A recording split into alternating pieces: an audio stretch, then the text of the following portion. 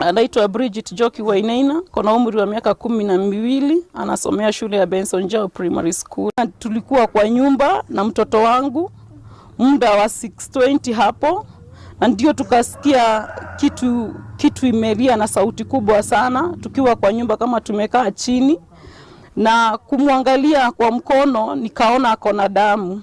Wakati niliona akona damu, tulidhani ni kitu imemkata, kama ni kitu imepasuka.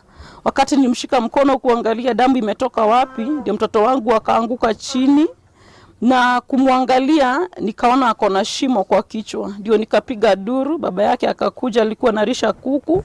Tukaumbeba moja kwa moja hadi kwa barabara, tukasaidiwa na majamaa na marafiki. Wakaweza kututafutia gari ya jirani, tukampeleka mpaka St. Bridget Hospital. Hapo akafariki hapo. Na wacha tuseme Bridget alikuwa mtoto mzuri, hajakuwa na tabia yote mbaya.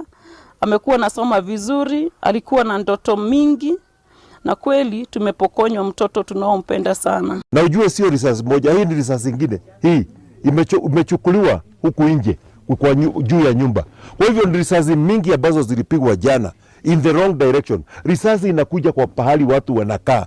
Hawako kwa maandamano, wako kwa nyumba zao, they are not doing anything, alafu mtu anapata na risasi kwa nyumba yake. It is very very unfair.